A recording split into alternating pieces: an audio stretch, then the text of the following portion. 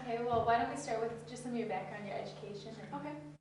Sure. So I got both my BA and my MBA at the University of Minnesota, Carlson School.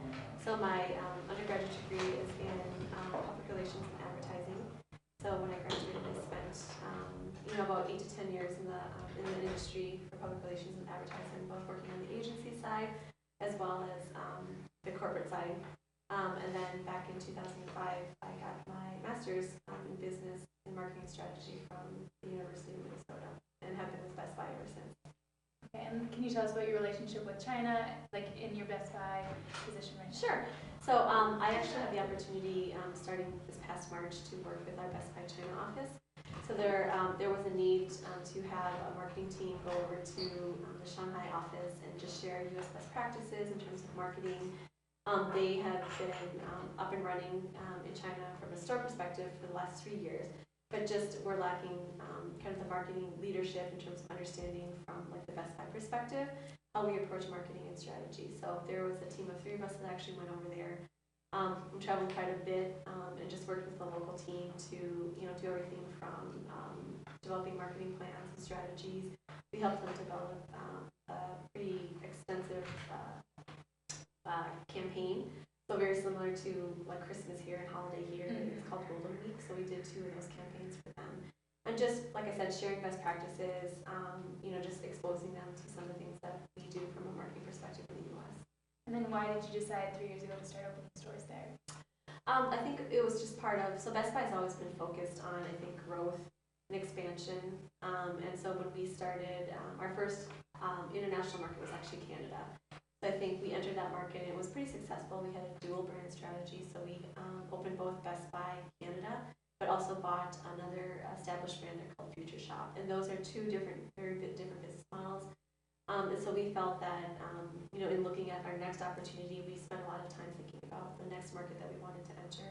And we looked at, markets in Europe, particularly France and Germany, but just felt that it wasn't the right market for us in terms of, the customer, the growth opportunity, even considerations like real estate prices in terms of being able to open up a number of stores. And so we looked very, diligently at China. I just felt like based on kind of the growth opportunity, the customer need, the fact that there wasn't an operating model similar to ours in the China market, that we felt that it was a great opportunity. So in 2003, we actually opened a 25-person sourcing office in Shanghai, just to get to understand the market a little bit better, to I think tap into the local talent, to figure out how to do business in China.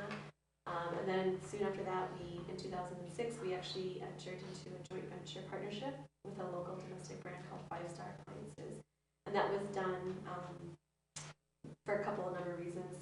The fact that most companies that enter into the Chinese market that are foreign companies, almost all entered into a joint venture partner. And I think that's just kind of mandated by the government. But it gave us an opportunity to learn more about the Chinese market, particularly for consumer electronics, to learn about the business model, to get some learnings from 5-Star itself, because they are actually a very successful brand in China.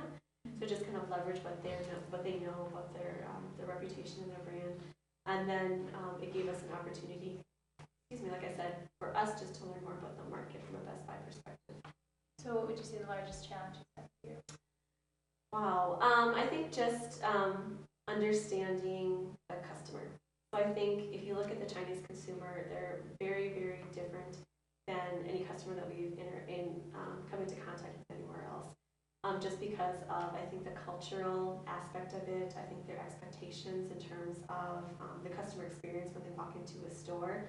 Like I said, our business model is very, very different than what they're used to.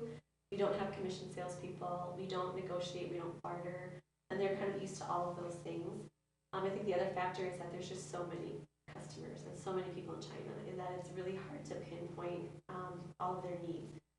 And if you think about kind of the influx, the growth of the population, the movement from kind of the rural areas into the urban areas, every day there's new customers entering the market, right? So for as much customer research and customer insight that we do, I think there's always more to learn, there's always more to refine.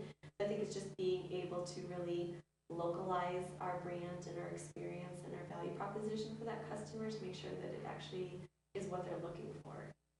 Wow. Okay, so it sounds really interesting, like all the cultural differences. So are you trying to make changes and tweaks to the Best Buy companies that you open over there versus the ones in the U.S.? We are. Yep. No, we are. And I think when we initially, entered China, we had very aggressive expansion plans in terms of opening up stores. So we have 8 total in China right now, and I think we've slowed down our pace a lot, just because we realized that we still haven't figured out the business model there. We still haven't figured out the Chinese customer, and that there's a lot more for us to learn and do before we actually say we feel confident that we can open more stores and be successful at it. So I think we're just kind of testing and learning, continually refining our business strategy. And the nice thing is that we're small enough where we can do that. So here, like in the U.S., when you have 1,100 stores, when you make a change and it has to go into every store, it takes a lot of time and money. For Best Buy in China, we have 8 stores. So if we wanted to change something, in all 8 stores, it's relatively quick. We can do it, much faster. It's a lot cheaper.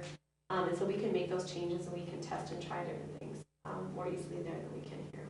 I know you mentioned that you were thinking of going into Europe. Like, do you guys foresee doing that in the future? We actually are in Europe. So we have stores in the U.S., Canada, Turkey, Mexico, China, and Europe. So we actually, again, entered through another joint venture partnership in the UK with a company called the Carphone Warehouse. They're a very successful European brand. So we actually have that brand, as well as we actually opened up this past summer 2 stores in the UK that are actually Best Buy UK stores. So yes, we're always continually, I think, thinking about entering new markets. But I think as we've entered Turkey and Mexico and the UK and China in the last few years, I think we're trying to be more diligent about our business model and making sure that it's successful before we just continue to expand the number of stores. As like students here, we're all curious on like how to break into the industry, especially with the lack of jobs. What is some of your advice for us to? So I think as you think about your career and your next steps, I think it's being very thoughtful about what you want to do. And it doesn't. I always tell people, like, you don't necessarily need to figure out your 5 to 10 year plan. When people ask you like what you want to do in 5 years, I can't even tell you what I want to do in 5 years. So I think if you think about your career in terms of steps, what skills do you want to develop, what experience do you want to have, and then figure out from that. And once you're in that role, once you're in that position, then you kind of think about the next step. So I think just spending the amount of time, for me being an undergrad was a great experience, because I think internships help a lot, whether they're paid or unpaid. I think it gives you an idea of whether or not you want to do that job full time, whether or not in that particular industry. I mean, when I was an undergrad, I probably did 4 to 5 internships, and half of them were unpaid, but it was just getting exposure to, the real world in terms of work experience. And there were some things that I did that I, pretty quickly ruled out that I didn't want to do them as a full-time career. I think just, talking to alumni, I think reaching out, I think from what I know of St. John's and, College of St. Benedict's, that you guys have a great alumni network. So I would reach out to them. I would do informational interviews, just get out and talk to people and ask them about their experience, about their companies, and kind of what they did to get where they are today. Does Best Buy do undergraduate internships abroad or even in Minnesota? Yeah, no, we do. We have a pretty extensive undergraduate internship program. I know for a fact that the merchandising organization has a pretty large program. I don't know if other areas do at Best Buy, but we have a pretty large internship program for undergrads. Okay, well, thank you. That's all the questions I have for you.